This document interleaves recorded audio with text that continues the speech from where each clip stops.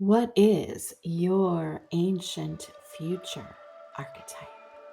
Archeo Futura.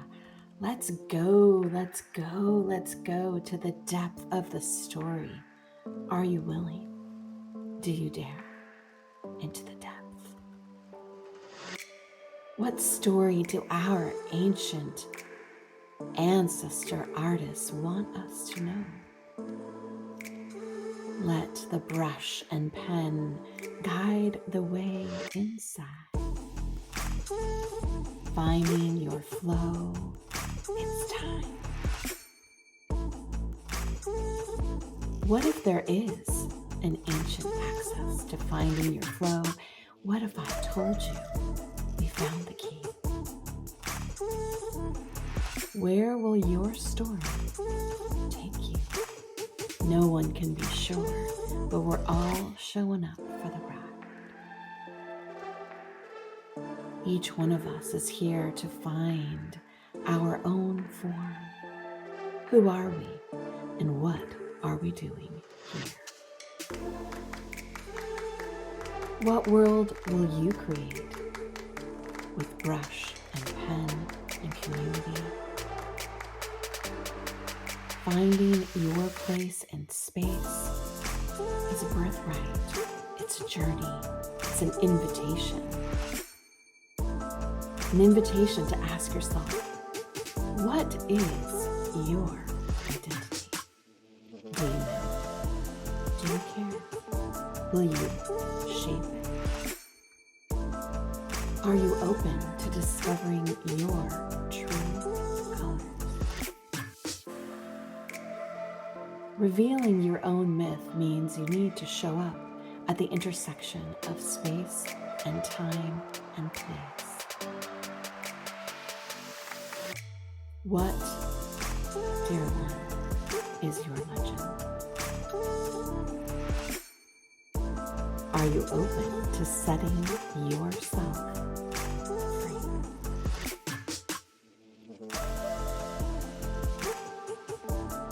What myth will you release?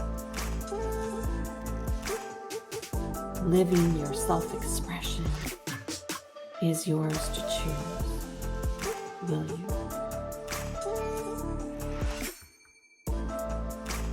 What is the image of the future held within your heart? Let's find out together. Shall we? Come to the adventure.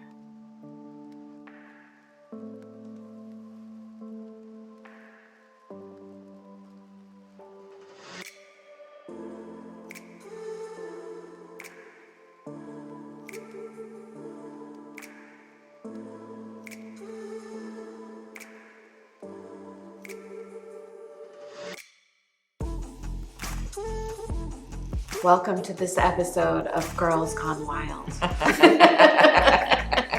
We're so glad to have you. Thanks for showing up. I'm here at Musea with these two troublemakers right here. Who's here?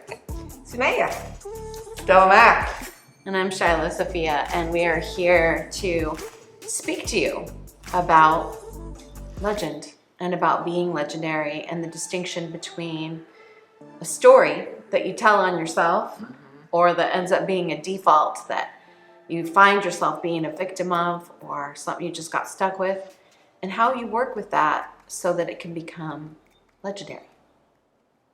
Right? Mm-hmm. Absolutely. So let's start with you, troublemaker one. What are some of your earliest revelations about legend? Because Stella Mac has been doing legend with us since the very first legend in 2008, I think. That was all in person, and our art matriarchs were there, and it was gave rise to Color of Woman and so many other things. So what are some of your earliest inklings about legend in your awareness? Well, I have been on a spiritual journey most of my life, so I've always been looking inside, inwardly, to see how to shift and change things, right? I thought I was doing really well. And then legend came to be. Oh. And it was number one, I was terrified about painting. Right. So it changed everything for me. Mm. It shifted everything because while you're painting and we write and paint at the same time, right? So we're looking at our story from a different perspective. Mm. We're using creativity to delve in, which I hadn't done before. It was mostly writing. And things came up that I didn't even know existed in my unconscious. Right. You know, and like I said, I'd gone deep and wanted to look at my subconscious, but things just didn't come because I was looking at it still from my brain, from my mind, right? And with legend, it's about your heart and your soul and your identity and your voice. Because when you and I first met, that was one of the things that was so common to both of us, is wanting the women that we were working with to access their own voice. Right. Right? And that's been work that I had done before working with you and working with Legend. And this shifted everything and allowed me to grow so quickly and learn so quickly and access my voice from a different perspective. Because when I came to you, I was coming from a corporate background, right? And disliking that corporate background and the way that women were treated, and not realizing I still carried that because it's a patterning, right? And so it's unfolding those stories that we told ourselves or the external world has been telling us, and realizing Legend made me realize that's not my voice. Powerful. So then you started using your voice. Absolutely. Yeah, and you became Stella Mack. Yes. Right? Yes. That's my legendary name, Stella Mack. Thank you for sharing that. And you also had only painted maybe one time. Yes. So it's not about having talent. Yes. People think they come to Legend if you want to paint a painting, but painting is just the way we get there. Yes. Because it's the hard part. Actually, it's hard to stand at canvas and do this deep work, but then something else starts to happen. How about you? When did you do your first Legend? Let's see, I did Color Woman in 2013, so it was probably 2012, yes. And for me, Legend gave me my sovereignty. Yes, it did, because, you know, the get married, have children, husband is head of household, and when I was growing up, I'm the youngest of 6 children, and whenever I went out, my sister that's 2 years older than me had to go with me, or if she went out, I had to go with her. So I was very used to being a duality, having someone with me, some support or something else other than myself. And then I did Legend, and I'm like, oh, I am my own person. I'm not a person that is identified by my sister or by my husband. You know, it is just me, and this is who I am. And that's when I learned that I'm also unapologetically Black. You know, and that part of me came out, and I wasn't afraid of my Blackness anymore. You know what I'm saying? So yeah. That is so beautiful. Legend is legendary. It is. It is, for sure. Oh, thank you both for sharing that. I feel like, you know, even though I'm one of the teachers in it, and you all are too, that it changes my life every time. And it really, the first time that I did it, it was like coming home. And there were like things that I had felt. But as long as things are somatic and intellectual, if you don't bring it into form, it's sometimes hard to believe that you did it. And we're all writers and journalers, and so we do a lot of that. But it also is like on some journal page somewhere, like there's not a big image that goes with it. Right. And so for me, being able to give form to these energies and also to listen at the canvas for the storyline which began to emerge about what I cared about on the planet. And the storyline from that very first Legend is still operating within me today. And it's as if each one is the same being, but an evolution, like she's growing up. So some people do legend every year because it's almost like a maintenance thing, Yes. right? Like because you're like come in at a new level. Yeah, it's like my friend used to say, her and her husband used to go to therapy once a year for maintenance. I was like, paint legend. He'll stay married longer. Or not. And you discover something new about yourself every year. You're Yes. always changing. Every day you're changing. You're becoming somebody different or something different. More of you is starting to emerge, and legend just helps bring that up. Mm-hmm. It Yeah, does. absolutely. And every year it's different. Yeah. One of the stories that I love to tell is when I first painted with Shiloh, and I hadn't painted. I've always admired artists and always, but never did it myself. And I did a one-on-one at Shiloh's gallery. She was a rock star, so I barely spoke a word. And I was so happy with my painting because it was so pretty. And Shiloh says, okay, are you ready to go deeper? I'm like, deeper? And I'm like, but it's so pretty. And you said, do you want pretty or do you want deeper? I said, I want pretty. I remember that moment Yes. very clearly. And then at Shiloh, so I went deeper. And was my painting as pretty as it was? No. But it was a remarkable painting to me from what came up, because going deeper, and that's the joy for me of legend, right? Is that you're in your creativity, it's like a meditation. It's like Sue used to say, you just follow your brush, right? The tip of your brush. And all this amazing stuff comes out. Mm-hmm. And that's a part of it, is like giving yourself an opportunity to be expressed, because we're carrying so much information sort of in our inner world, and it can feel trapped and coiled and maybe never come out. And so people are really repressed and have internalized different forms of oppression, and we don't really know what to do about it. And there's all kinds of therapies and things, but if people aren't self-expressing, I don't know that stuff gets out. Right. And it could be any form of self-expression, true self-expression. But I think of painting and writing and theater and song different than some other arts, because it has to be a self-expression where you're capable of learning something about yourself while you're in it. Mm-hmm. But you could do that with gardening and cooking Yes. too, right? But you would have an intention, and that's where intentional creativity comes in. You would have an intention to think about what you're doing as you're doing it, because that's the metacognitive part. Like you're painting, and as you're painting, you start to have different kinds of thoughts because you're entering into flow state. Your most recent legend painting was just so incredible. What shifted for you when you went through with that one? For me, it was basically my whole being, because that was at a time in my life where the chaos that had been my life was moving away.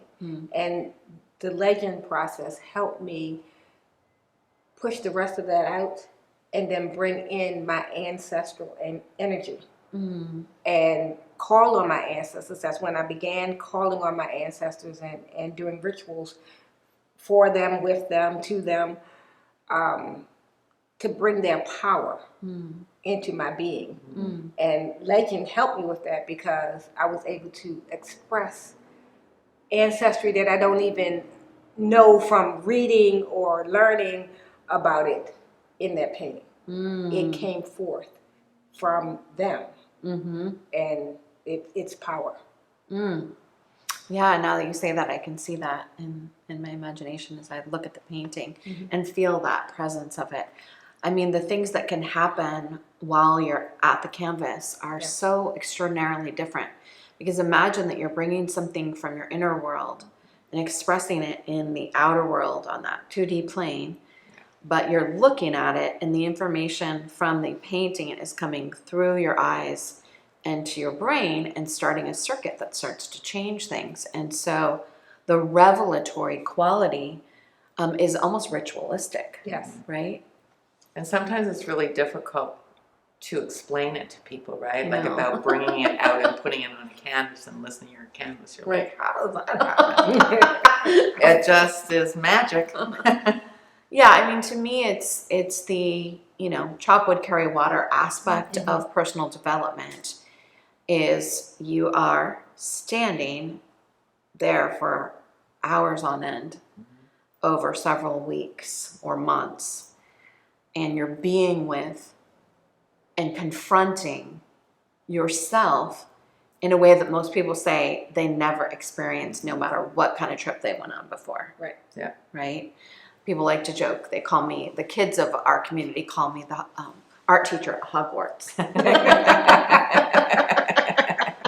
I'm like, yeah, pretty Yeah, that's much. pretty apropos. Someone walked into the gallery just yesterday and was like, introduced me. She says, "This is my art teacher. She's magic." No, really, magic. You can't imagine what will happen. That's true. I was like, okay. So when you think of people coming in, maybe people who have never taken legend before, feel like they're not a painter, feel like they've done enough work, what would you say to someone who is just considering it? The first thing I would say is you do not have to know how to paint. Mm-hmm. The first time I painted with you in Healdsburg, when you were in Healdsburg, and you're standing behind me saying, add the lights and add the darks. And in my head, I'm saying, what is this woman talking about?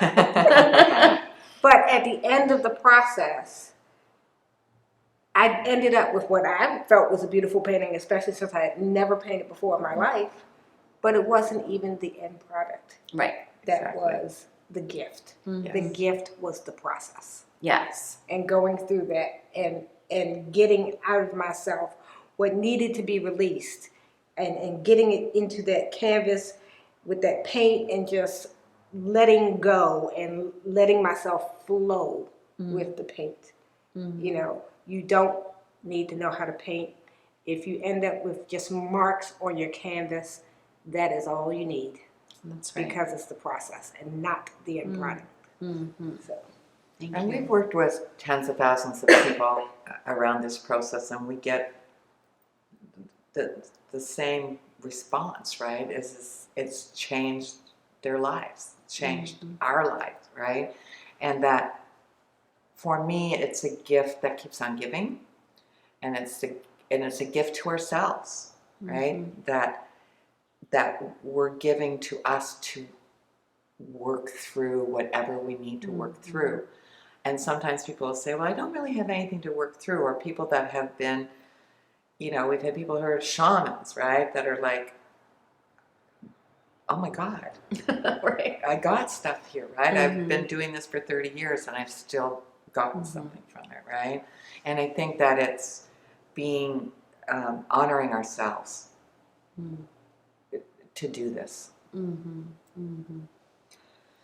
Yeah, because to take responsibility for your own story, I mean, to me, until you do that, nothing else is clear. Mm-hmm. Because as long as you're still subject to a version of yourself that you've been creating and that other people have been enforcing and overlaying on you, whether that's family, culture, tradition, whatever it is, all these factors have been shaping you. And we were too young to notice how shaped we were becoming. And then all of a sudden we're like, wait, what? I mean, that's what we talk about, like the who am I sentence. We wouldn't be asking that so much if we were developing as we went along, because we'd be at cause. Like, we were pretty old before we figured out that we could actually shift our story. Right. But the problem is, like, everybody wants to change the story if it isn't working, right? But people don't know how. Right. Why is change so hard? And so for us with Legend, it's an opportunity to be curatorial with your identity, that you're not just stuck with who you ended up being, that you actually can cause impact and make change and also sort of update your identity. To me, it's like, it's an identity update. It's like a refresh. It's like a chosen evolution. There I am. And I also sometimes use it for manifestation of things I want to bring in that I don't know how to bring in, or I'm not sure if I should bring in. And I start painting around it. And then I'm in it. And then I'm into that intuitive space. There's also a way the painting has oracle like Yes. qualities for you because you're there at the canvas and things are just coming out. You're just like, whoa, what was that? And we're also in legend writing as well, right? So you're looking at the stories that you have been living into that aren't your stories. Like what you were just saying about the external world that is putting those stories on us, and that it's happened when we're young, so we don't even recognize that that isn't our voice, that isn't our story, right? It's somebody else's. And creating our own narrative. And I love how you talk, Shiloh, about identity, because legend is about creating the identity that's truly us. Would you talk a little bit about how when we are born, that's who we are, right? We have our own soul imprint. We have our own being. Well, I feel like that sometimes goes into a little bit of a spiritual framework, right? Because we all think differently about how we come in. But all you have to do is ask a mom when their little kid is doing some stuff. You're like, wow, what's happening? And they will say, they just came in that way, right? Right. They just came in as they are, and they develop their personality. And yeah, they're being shaped, but they have an essence. Did you notice that with your sons? Like they were just as they are. They are, and they, right to this day, they are as they are. They are who they are, and I love it. Yeah. I do. I love that society and the things that are imprinted on us without us out requesting Right. has not affected who they are as people. So. Yeah, so to that point, we have a theory around here that we come in with certain information and that we can either live out that information, what we call revealing, or not. And if people aren't self-expressed, they generally don't live it out, and they often feel sort of subject to who they ended up being, and sort of like they don't have any measure of control over shifting that. But that isn't our experience, because we become conscious curators of what we came in with. But most people don't even know that they come in with stuff. I had the pleasure of interviewing Alice Walker the other day, and I asked her this question, like, did you come in with? And she said that her mom said that she would find her out riding with a stick in the dirt, right? And you see children prodigies, right, who are just like singing opera when they're 4, right? You're like, okay, how did that person learn the piano or whatever it is? So like we know that there's something. We don't know what it is. And a lot of times those things are what we get criticized for when we're Right. younger, right? Stop Right. doing that. Unless you're a crazy genius all Yes. of a sudden and can sing something amazing. But it's like, what would happen if we could have more awareness that as the child is developing, that they are who they are, and part of our job is to not have them be disconnected from who they are by the stuff we put on them. But that doesn't happen a lot, and so we find ourselves as adults and have that potential midlife crisis thing. Around here, we're like, midlife breakthrough instead of breakdown, because you don't have to just be a victim of who you ended up being, because you get to be a part of it. But the essence of you that you came in with, where does that get to live out? Where does that get to be expressed? And legend has this playful element too, where your character in your painting is like a badass. It's not like you in your day-to-day life, right? It's a part of you. It's a legendary part of you. If you were a whole mythology, it's that, right? So you sort of allow your imagination to expand yourself into this mythical archetypal character. And through that, you learn about yourself and learn about ways that you already always were within yourself that you want to cultivate. And then sometimes there's things that we don't want to bring forward anymore. A way that we've been carrying struggle, for example, or, I feel like I've carried like a battle a lot. And so in my paintings, I try to work with unhooking that battle, which is that battle is about wanting to liberate, right? But I can be more about liberation energy than about battle energy if I choose. Right. My body responds to liberate energy different than battle energy. But if I don't know that I have the choice to move from battle to liberate, I'm just going to be in the default of the battle, which I was for most of my life. And choice is another word that we use a lot in legend, right? And the thing that I love what you said is about personality is very different from identity, Yeah. right? The personality is what we develop a lot of times for survival Yeah. purposes, right? It's not who we truly, the essence Right. of who we are. Right. So breaking out the defaults and moving into co-creativeness. Anything else you want to share with our guests? Come on over. Have fun. Give yourself this gift. It's amazing. It's life changing. It really is. Mm. Even the because I think each legend, I just go deeper. It's not like we stop evolving, right? We're Right. continuing to evolve. We're going to just Keeps evolve for however long we believe we're going to be here, or if we believe in after, or whatever that is, right? So it's what we said earlier, right? It just brings out the stuff that your being and your soul is willing and wants to come out on the canvas and in the writing and in your body. Well, thank you both for joining me. Thank you for having us. Yeah. Thank you all for tuning in. So great to have you.